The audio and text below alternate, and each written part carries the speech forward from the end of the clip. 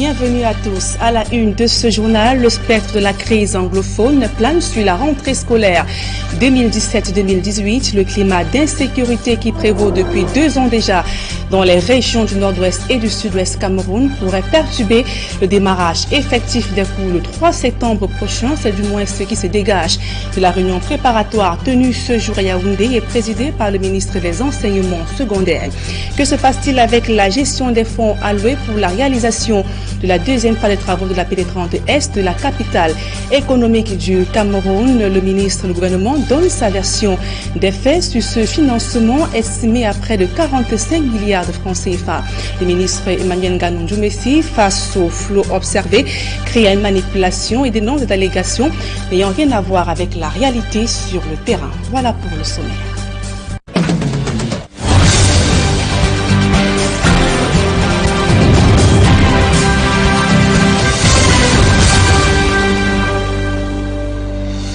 Mesdames, Messieurs, une fois encore, bonsoir et bienvenue aux 20h. Construction des logements sociaux à Bafoussam dans la région de l'Ouest Cameroun. Des employés sont en grève.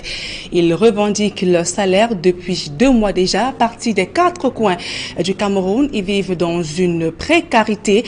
Nos reporters sont allés toucher de près la promiscuité de ces employés abandonnés. Et voici le reportage.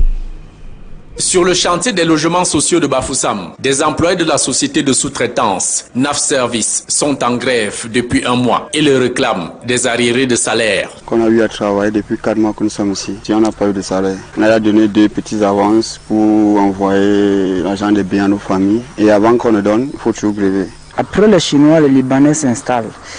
Bon, nous allons commencer à travailler. Nous sommes les tout premiers à nettoyer le chantier. Même l'argent du nettoyage, jusqu'aujourd'hui, nous ne l'avons jamais eu. Comme les travaux qui ont évolué ici, c'est déjà assez nombreux, c'est déjà beaucoup. Et l'argent ne sort pas. Qu'est-ce qu'on va donc faire alors? C'est là où nous sommes coincés. Pour exprimer leur colère, faute de paiement de leurs droits, ils ont barricadé l'entrée du chantier, scellant magasin en matériel et bureau du personnel de la société libanaise Alliance, maître d'œuvre du marché. Nous, on ne fait plus partie de la société, mais on refuse de nous donner notre argent. Depuis 2 semaines, les Blancs ne passent même plus. Hier, la gendarmerie est arrivée. En arrivant ici, nous avons seulement promis à prison. Limogé et sans un sou depuis des mois, la 60aine d'employés partis des régions reculées vivotent ici, passant des nuits blanches sur des matelas de fortune, avec dans un coin quelques ustensiles servant à cuire leur repas sur ce foyer. Moi qui suis jusqu'à de Boya, je vais entrer de Boya, fait 4 mois ici. Je vais entrer à Boya que j'étais où? J'ai expliqué à ma femme que j'ai travaillé, l'argent on n'a pas payé. Elle m'a dit non, j'ai joué la vie ici avec les femmes. Et tu as l'argent, c'est rentré. Même ce qui, personne ne va croire. Dans mon propre pays, je suis maltraité comme ça combien de fois à l'étranger. Ils font de l'esclavage. L'esclavage a fini depuis. Et je n'arrive pas pourquoi il y a encore l'esclavage à Bafoussam. Sans le minimum de confort, pas de toilette ni eau courante, un seau et un bidon pour s'approvisionner en eau douteuse. Pas 10, pas 100. Là, c'est 200 Camerounais qui sont arrivés ici. Beaucoup sont tombés malades à cause de cette eau. Quand ça ne va pas, je bois ça, je mange le lait et puis je continue à suivre, espoir que ça va changer. Vous arrivez au chantier, l'eau vient après 2 mois une fois. Et ça fait, dès que ça vient, ça autre 2-3 jours, c'était bon, ça repart. Endettés jusqu'au cou auprès de cette boutiquière, tous sont désormais persona non grata ici. Le crédit étant désormais mort et enterré pour eux. Pour comprendre le fond de l'affaire, nous joignons au téléphone le patron de NAF Service. Il ne souhaite point s'exprimer. Un sous-traitant vient étant engagé. Il travaille avec ses efforts. Après, soudain, on lui dit arrête le travail. Pourquoi? Parce qu'il commence à parler des affaires de décompte. Plus d'argent pour les ouvriers, plus d'argent pour lui-même. Qu'est-ce qu'il faut faire? Il plie sa queue. Il rentre lui chez lui. De sources bien introduites, NAF Service est ainsi le 6e sous-traitant sur ce chantier. Le petit jeu de la société libanaise Alliance, consistant aux ruptures abusives de contrats en fin de travaux et sous le regard suspect des autorités administratives de la région de l'Ouest. Que les autorités essaient de voir clair dans ces affaires-là. Nous voulons continuer à construire notre pays. Part dans ce sens, dans le bon sens. Lancé en 2016 pour 12 mois, le chantier accuse plus d'1 an de retard de livraison. Des lenteurs et grèves à répétition perturbent les travaux. Un chantier du plan d'urgence triennal muet en plan perpétuel d'esclavage et de souffrance, conclut ses employés. Et je vous le disais en titre, le ministre des Travaux publics s'explique sur l'affaire des 45 milliards de francs CFA investis dans la réalisation de la deuxième phase de la pénétrante est de la ville de Douala. Face à la presse à Yaoundé, le ministre Emmanuel Nganou Ndjoumessi a dénoncé ce qu'il qualifie de construction mensongère n'ayant aucun rapport avec la réalité sur le terrain. Marcelin Gansop et Emmanuel Diop. Comme il fallait s'y attendre, les journalistes ont fait feu de tout bois pour voir clair dans l'affaire de 9 km de route abitumée à 45 milliards qui a récemment fait les choux gras de la presse. Convient-il de vous faire connaître qu'à l'issue de l'appel d'offres, 16 propositions financières avaient été faites allant de 26 milliards 107 millions 203 460 francs CFA à 43 milliards 920 millions 26 485 francs CFA, toutes taxes comprises. Cette précision étant faite, le ministre des Travaux publics a balayé du revers de la main les allégations qui ont laissé penser qu'il s'agissait d'un scandale. Il ne s'agit pas de 9 km de route. Nous avons là 3 fois 2 voies, plus les 2 autres voies, une fois 2 voies, qui sont déjà là, qu'il faut reconstruire. Non, à la vérité, il s'agit d'aménager 27 km de chaussée. En plus, nous avons des ouvrages d'art absolument importants. J'ai parlé de 5 giratoires. Pour Emmanuel Nganou Ndjoumessi, il s'agit de constructions mensongères qui ne sauraient tenir la route au regard des réalités. S'agissant de l'allocation de 42 milliards 865 millions 502 435 francs CFA. C'est l'estimation financière résultant des études techniques.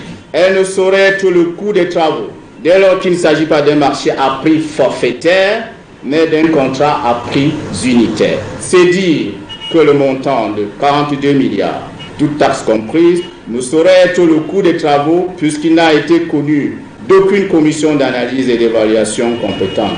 Bien plus, il ne résulte d'aucune proposition d'entreprise. Et le ministre des Travaux publics de justifier la conclusion d'un gré à gré avec Razel en lieu et place de la commande publique habituelle. Il a été rendu incontournable de livrer au plus tard, le 31 mars 2019, une chaussée de 3 fois 2 voies avec ses aménagements de fonctionnalité pour desservir le complexe sportif de Japon. L'urgence entourant désormais l'exécution de ces travaux a fondé le recours demandé au mode de commande publique qui sied le mieux. J'ai demandé au ministre délégué à la présidence chargé des marchés publics de bien vouloir acter pour une entente directe. L'on dira contrat de gré à gré au bénéfice du groupement Razel-Bec, Razel-Cameroun. Le gouvernement informel Douala présentera bientôt un visage digne d'une capitale économique.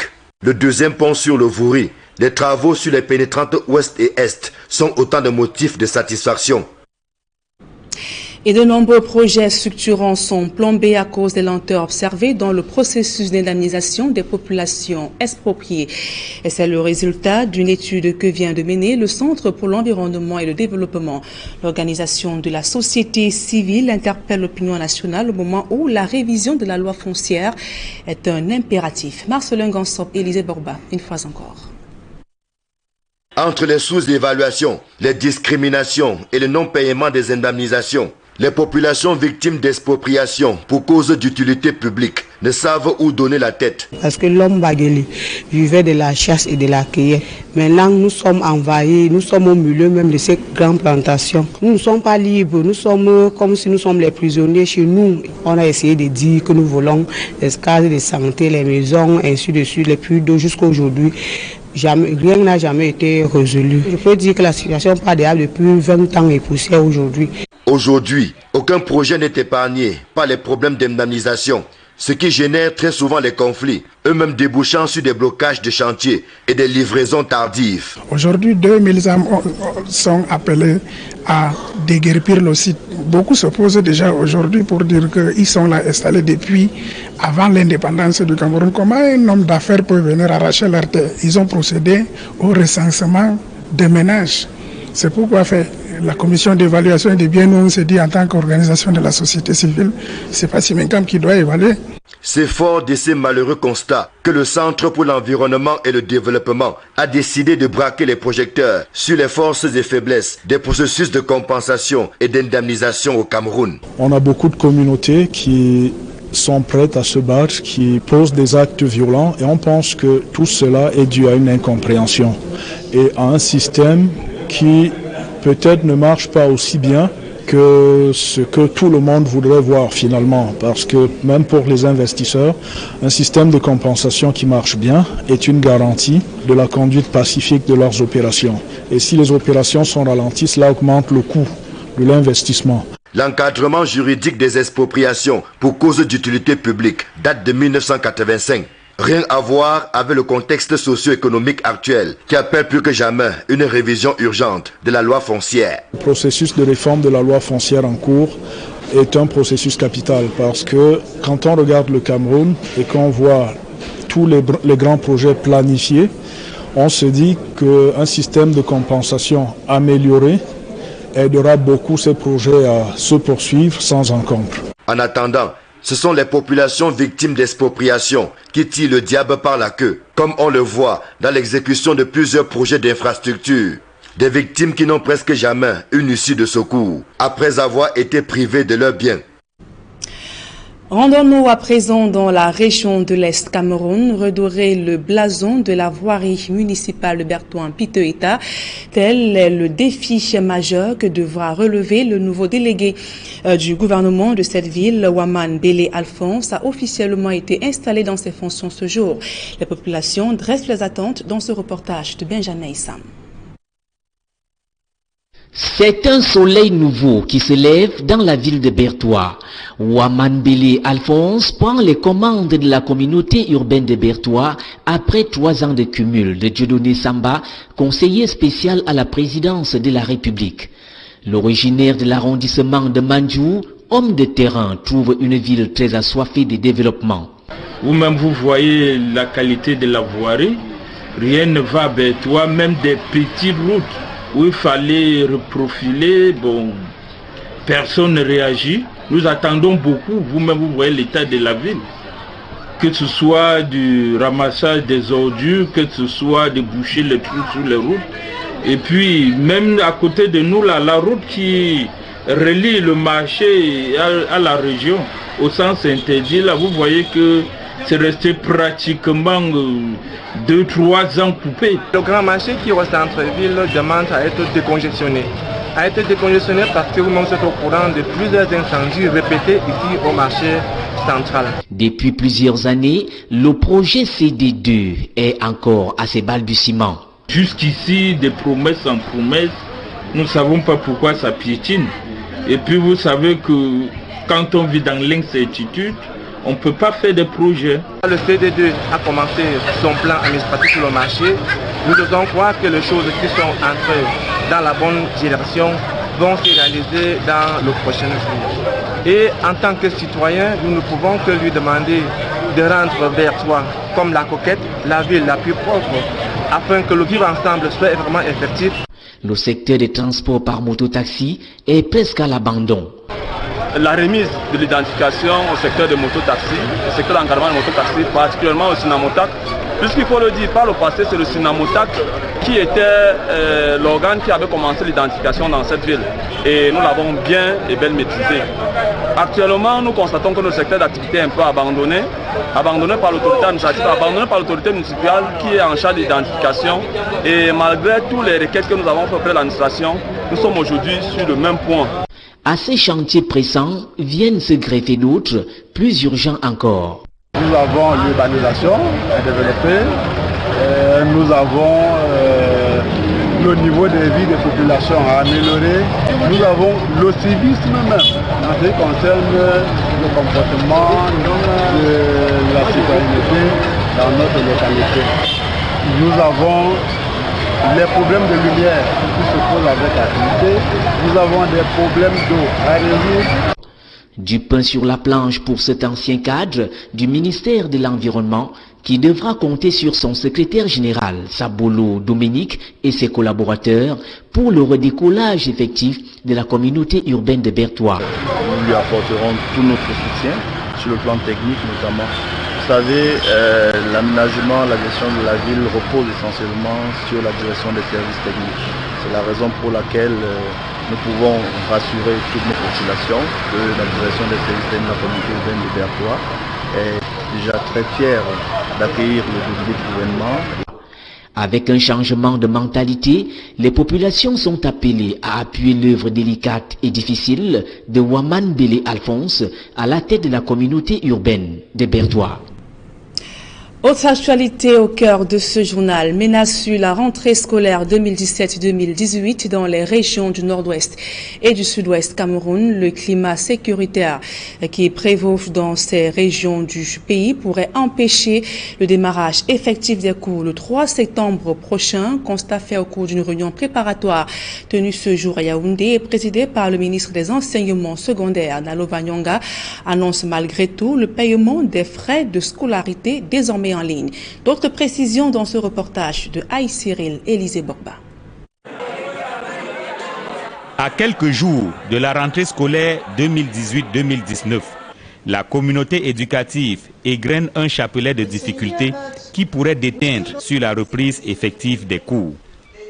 Accès difficile à certaines localités inondées à la rentrée, accès difficile au manuel scolaire, consommation de la drogue et des stupéfiants en milieu scolaire, absentéisme du personnel de connivence avec certains chefs d'établissement, dégradation rapide de certaines infrastructures scolaires, dû au non-respect de l'exécution de l'aide de commande par les entreprises, dissimulation des effectifs des élèves par certains chefs d'établissement.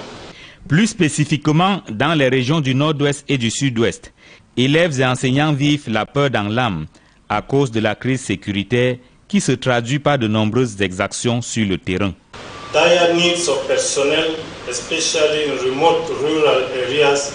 Découragement des personnels, notamment ceux affectés dans des coins reculés.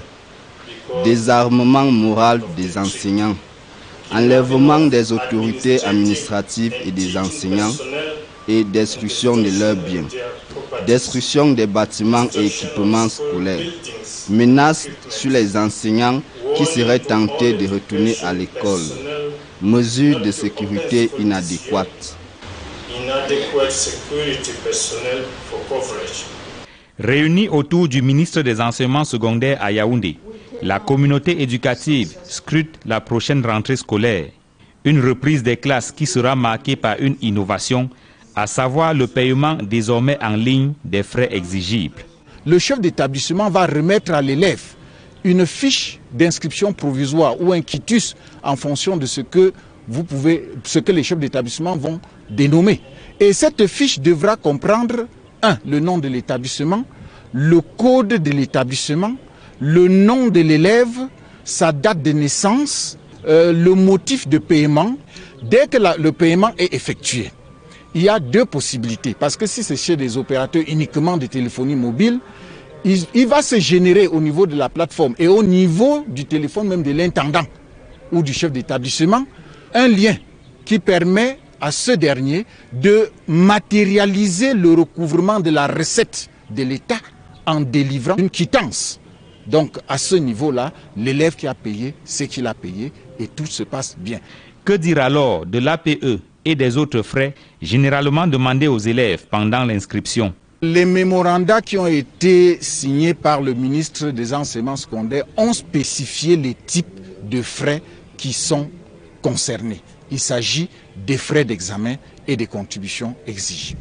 Le maniement d'argent par les chefs d'établissement a souvent été à l'origine de nombreuses dérives dans les établissements scolaires. À travers le paiement en ligne, le ministère des Enseignements secondaires espère mettre fin à la distraction des fonds et au détournement des frais d'examen par certains responsables d'établissements. Ouvrons à présent le chapitre politique de ce journal, s'achemitant d'un nouveau tiraillement entre le sous-préfet de Douala Ier et le président régional du SIF pour le littoral.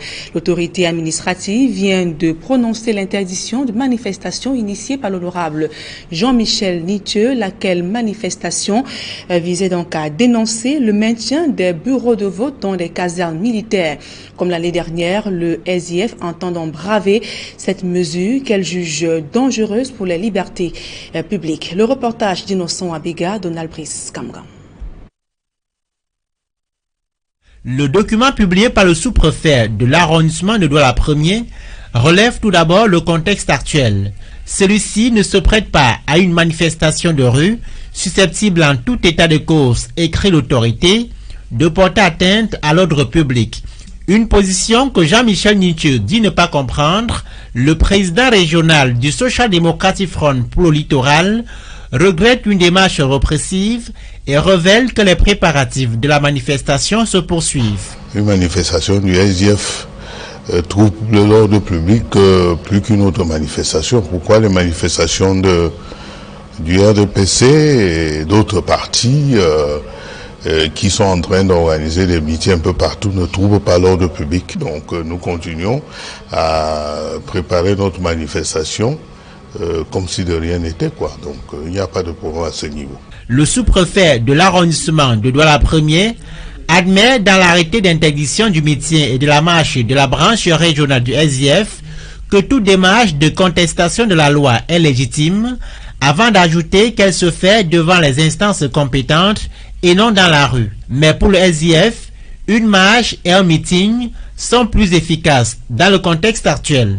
Nous n'avons aucun problème pour saisir la loi, mais pour le cas d'espèce, je crois que la meilleure façon de nous faire entendre, c'est de manifester. C'est une manifestation, encore une fois, qui est prévue, qui est qui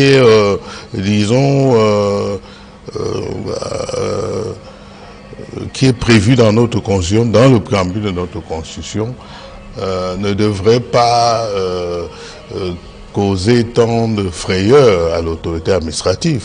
Le patron du Social Democratic Front dans le littoral annonce pour le 15 septembre prochain un meeting suivi du marche de son parti dans les artères de la ville de Douala pour dénoncer le maintien par Elections Cameroun des bureaux de vote dans les casernes militaires et les chefferies traditionnelles. Le Social Democratic Front dénonce ce qu'il appelle des actes récidivistes de violation des libertés individuelles de Jean-Marie Tchakui. En rappel, c'est l'actuel sous-préfet de Douala Ier, à l'époque sous-préfet de Douala 5e, qui interdisait, en octobre 2017, une marche du Social Democratic Front pour le littoral, prévue pour dénoncer la gestion jugée approximative de la crise anglophone. On parle de toute autre chose à présent, des soldats camerounais pour renforcer les forces onusiennes en République centrafricaine. Le ministre de la Défense, Joseph Betty Assomo, a rappelé aux troupes mises en mission ce vendredi le respect de l'honneur du Cameroun, bien qu'étant sous l'égide des Nations Unies. Le reportage de Aïe Cyril Élisée Borba.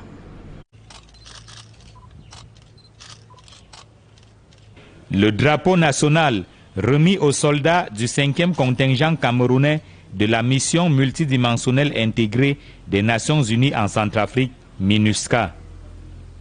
Après des mois de formation à Douala, les soldats camerounais prennent la route de la République centrafricaine pour une opération de maintien de la paix dans ce pays dévasté par la guerre.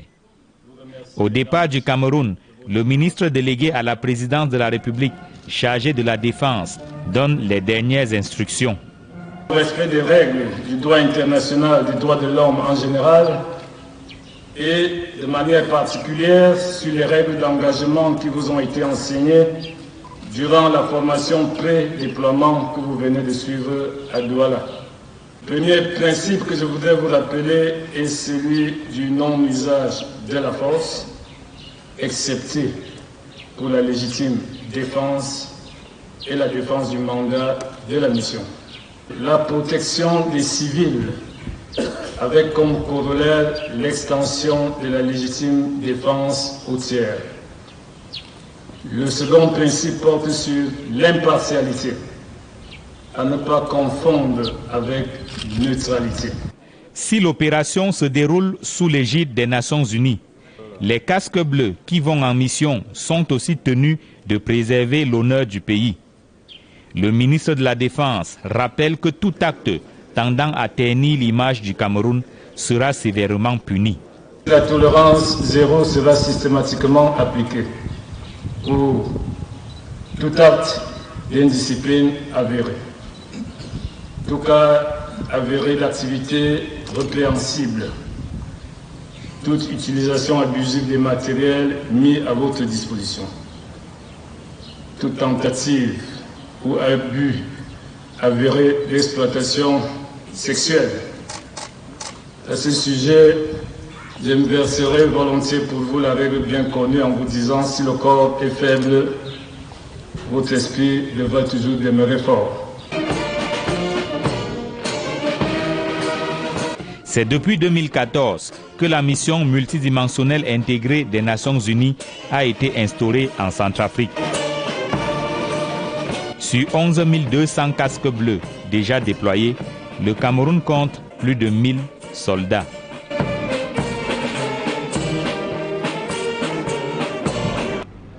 Et pour refermer ce journal, des hommages se multiplient depuis l'annonce du décès de l'industriel et homme d'affaires Kaji Defosso à Bana, dans la région de l'Ouest où il était maire.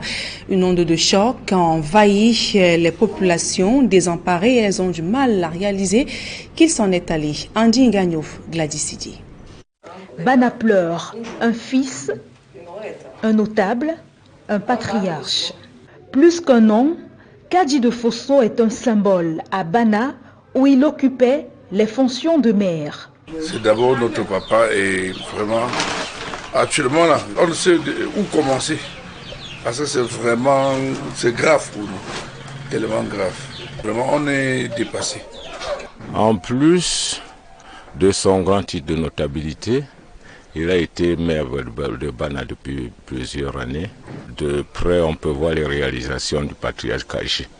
Si nous allons un peu sur son slogan, il lui a fallu du temps pour construire Bana.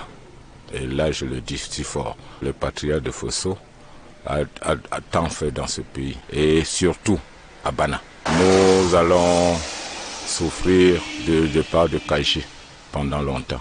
Kaji Defosso était aussi un philanthrope.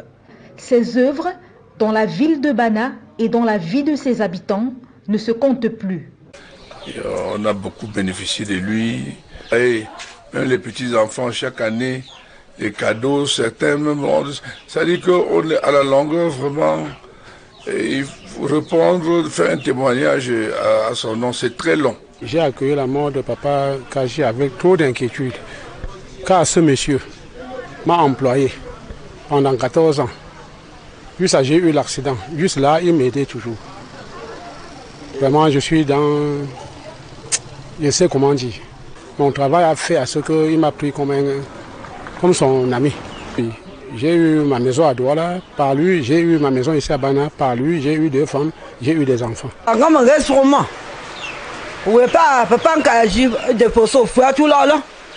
Mais pour me parler, il y a un tata. Surtout, il y a tout là. Il y a la bonne tout là. Bon, ben, il y a un peu de noir là. Il y a tout là, mais pour s'y concours, on va se reparer en bébé machine. On parle, il y a un tata. Il laisse un bel héritage, tel que le témoignent ses collaborateurs à la mairie de Bana. Nous constatons là qu'un baobab est tombé. Une bibliothèque s'est consumée. C'est une icône. C'est un grand homme qui s'en va. Et pour la mairie de Bana particulièrement, nous ne l'oublierons jamais, parce que ce qu'il a laissé est éternel. Les bâtiments dans lesquels nous nous trouvons là aujourd'hui, cet hôtel de ville a été offert gracieusement à la commune de Bana. Vous ne citez que ça. Mais c'est un grand homme qui quitte la scène.